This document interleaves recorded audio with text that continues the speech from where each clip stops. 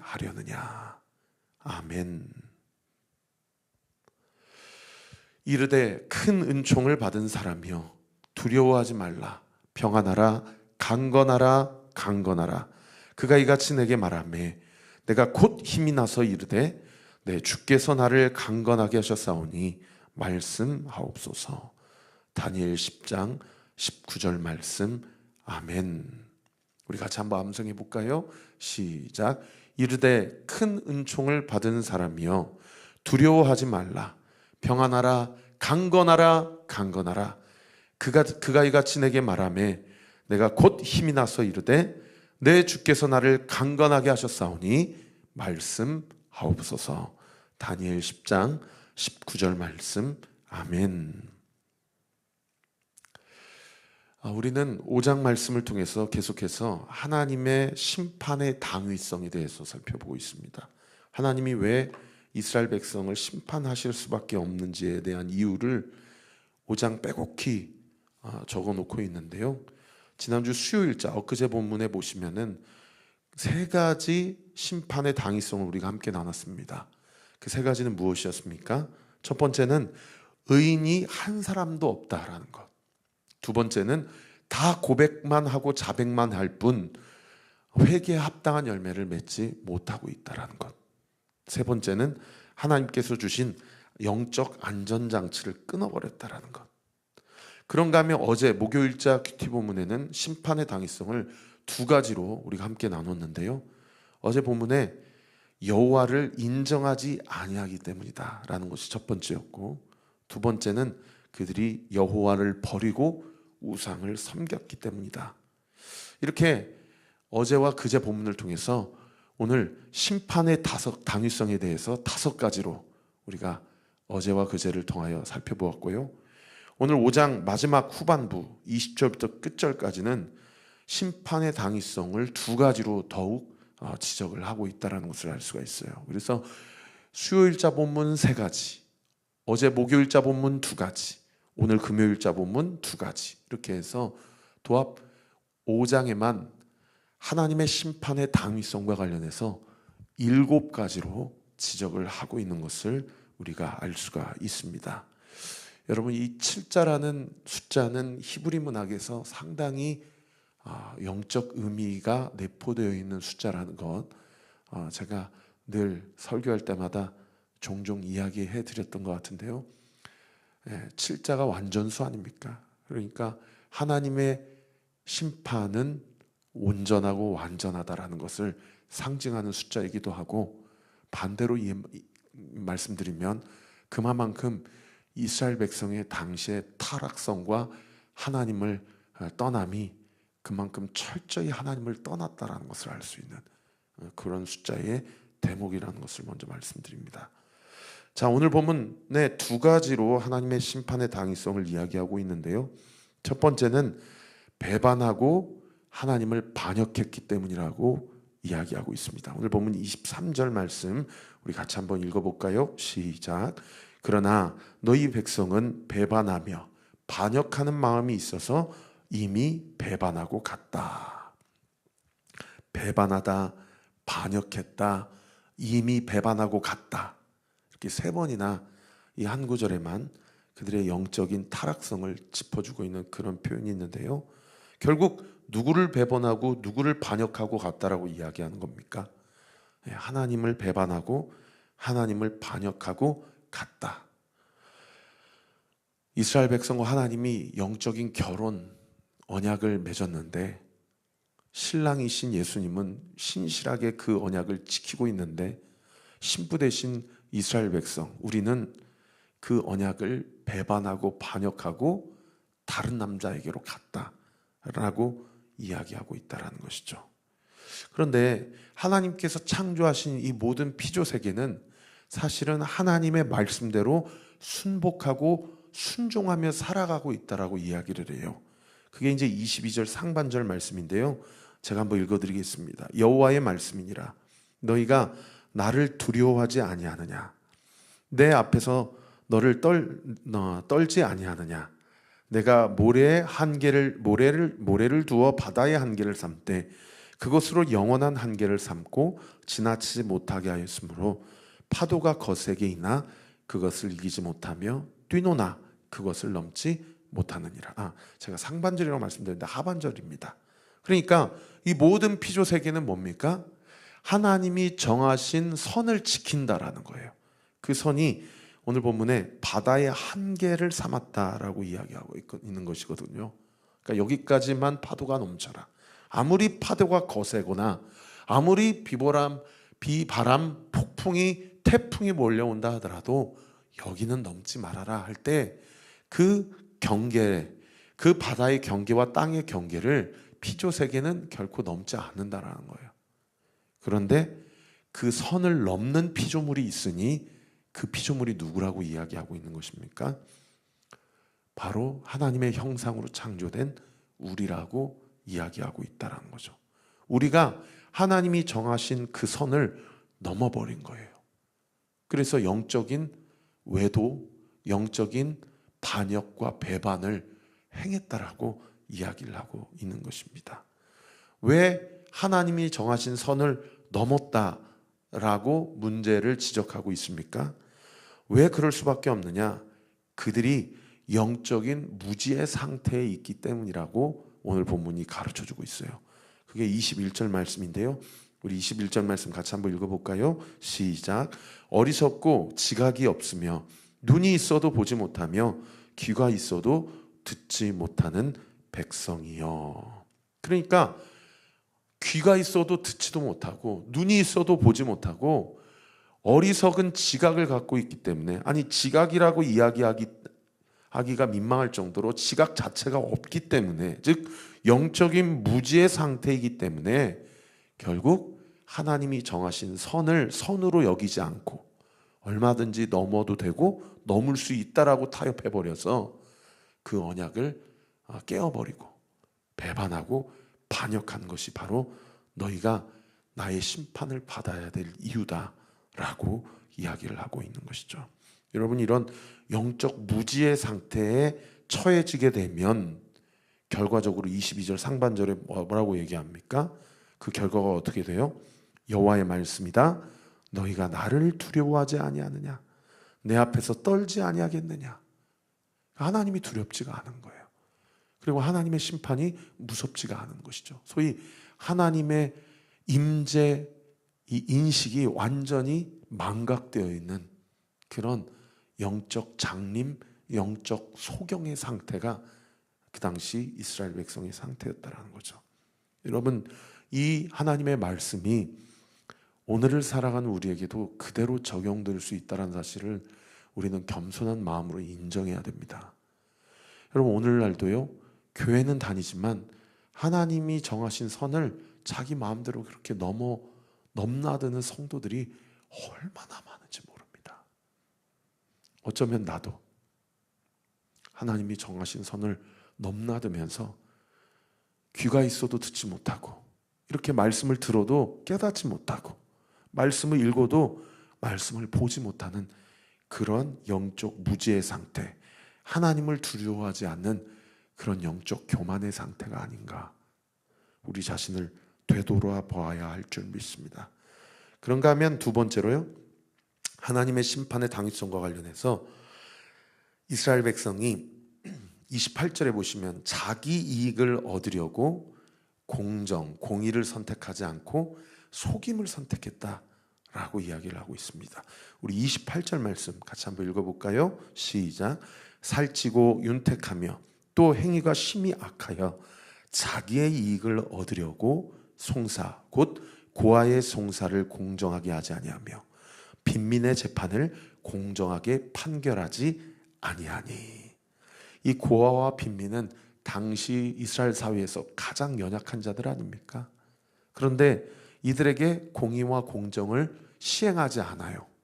무엇을 위해서? 자기의 이익을 위해서. 그래서 자기 이익을 위해서 자신의 삶을 추구하는 자는 반드시 어떤 죄를 범하게 되어 있느냐? 27절에 보세요.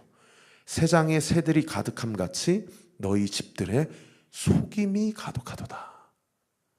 여러분, 하나님이 우리의 마음 가운데 거짓과 속임을 지적하고 있다는 겁니다.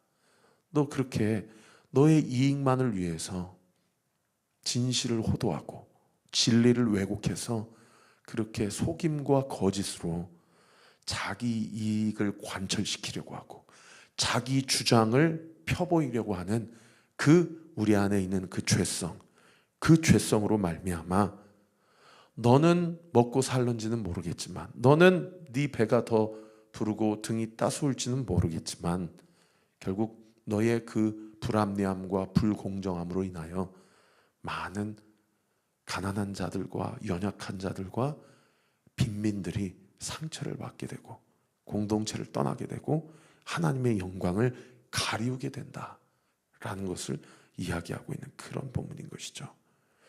그런 우리 안에 있는 속임과 거짓으로 가득한 자기 유익을 구하려고 하는 그런 태도와 자세 때문에 하나님은 그런 자들에 대해서 29절에 뭐라고 말씀하십니까? 우리 29절 말씀 같이 한번 읽어보겠습니다. 시작. 내가 이 일들에 대하여 벌하지 아니하겠으며 내 마음이 이 같은 나라에 보복하지 아니하겠느냐.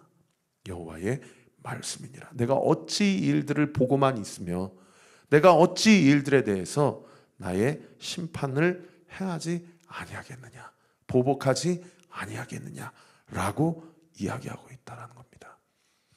여러분, 하나님의 임재 인식을 우리가 다시 한번 민감하게 재조정하고 그 민감성을 우리 가운데서 살려야 될 줄 믿습니다.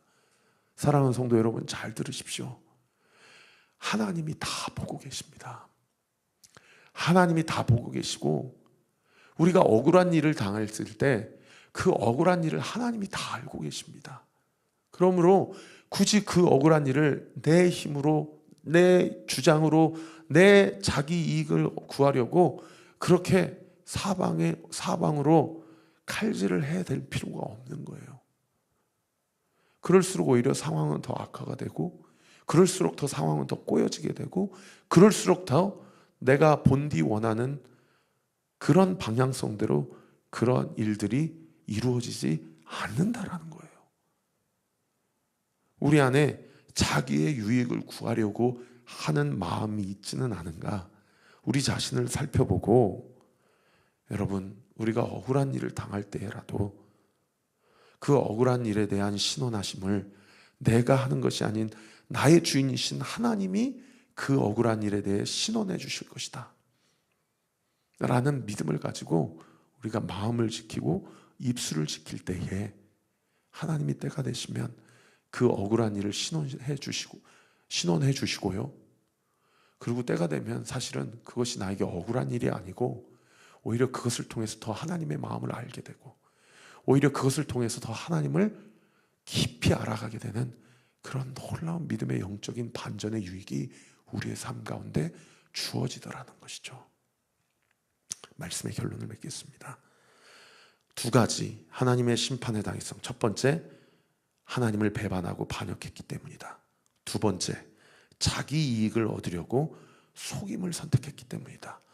이 두 가지를 반대로 치환하여 적용해 보면 오늘 큐티 말씀을 통해서 우리가 실천해야 될 구체적인 지점을 우리가 결단할 수 있을 것입니다.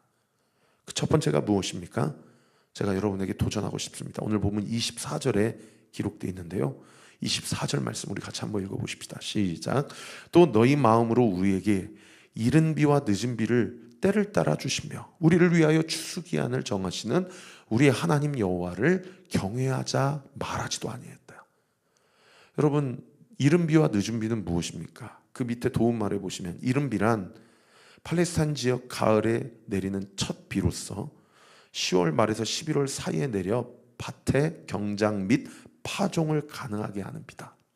늦은 비는 무엇이에요? 팔레스타인 지역의 3, 4월경에 내리는 봄비로 곡물을 결실하게 하는 역할을 한다. 그러니까 파종할 때 씨앗을 심을 때에 결국 그 씨앗이 자라게 할 때 필요한 비가 이른 비고 마지막에 결실을 맺을 때 필요한 수분이 늦은 비거든요. 근데 이스라엘 백성은 이른 비와 늦은 비에 대해서 당연하게 생각하는 거예요. 그러니까 하나님 앞에 이른 비와 늦은 비를 주신 하나님을 경외하자, 주님을 예배하자, 이야기하지 않는 겁니다. 이것을 지금 하나님이 예레미야 선지자 입술을 통해서 나 이거 정말 짚고 넘어가야 되겠다. 나 정말 이거 섭섭하다. 너네 완전히 번지수 잘못 찾고 있다. 너희에게 먹고 살만한 일을 허락해 주신 사람, 주신 존재도 나요. 너의 인생을 여기까지 인도해 주신 분도 나요.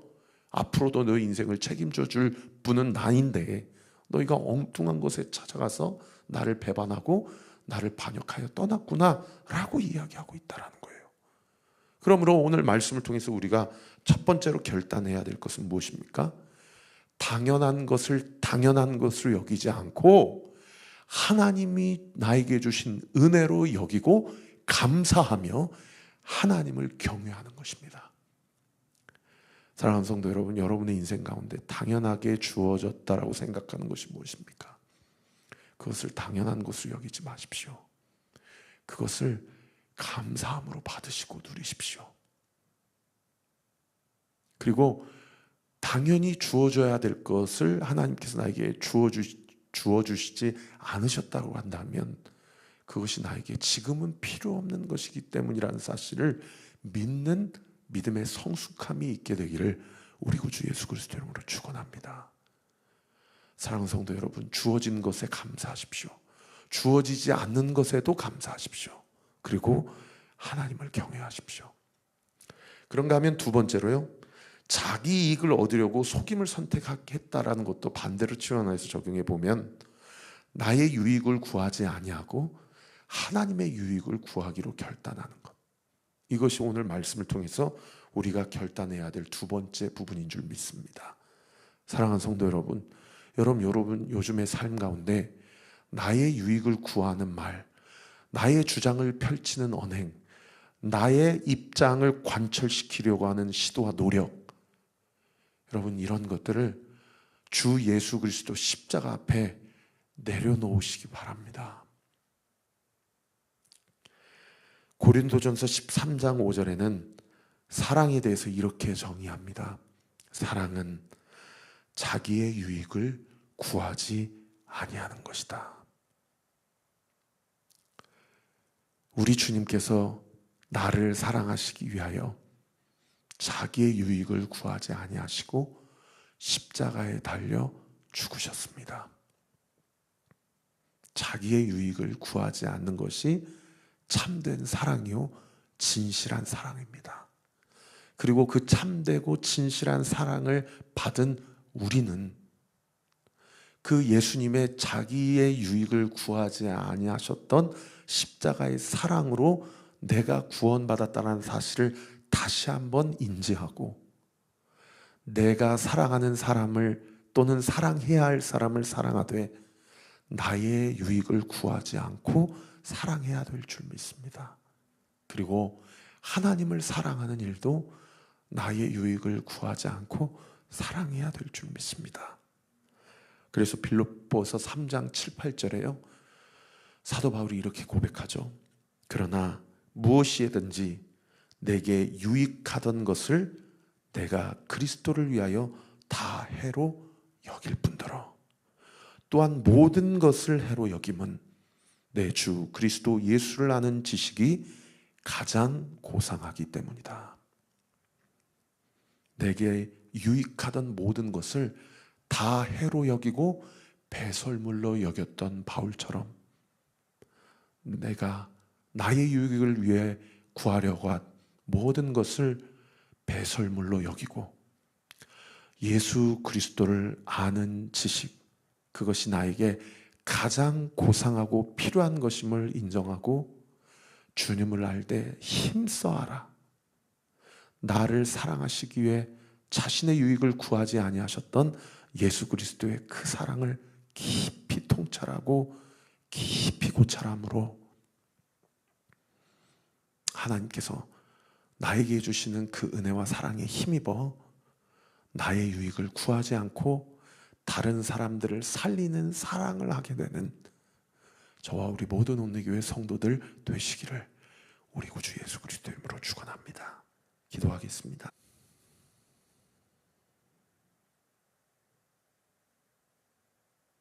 아버지 하나님 감사합니다.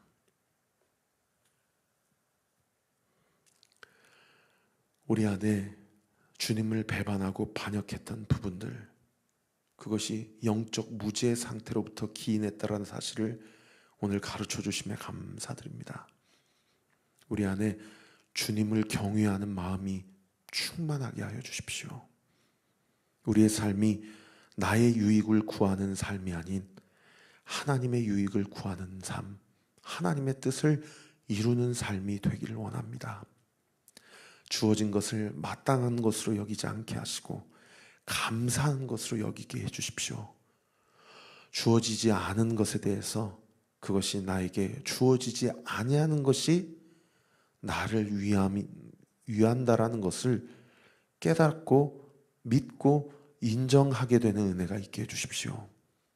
오늘 이 새벽에도 우리 사랑하는 성도들의 골방에서의 기도를 들으시고 우리의 기도에 응답하시는 하나님의 놀라우신 은혜와 역사가 우리로 하여금 더욱 주님을 경외하게 하고 더욱 주님만 예배하게 하며 하나님 나라를 구하게 하는 놀라운 믿음의 영적 반전이 있게 하여 주시옵소서.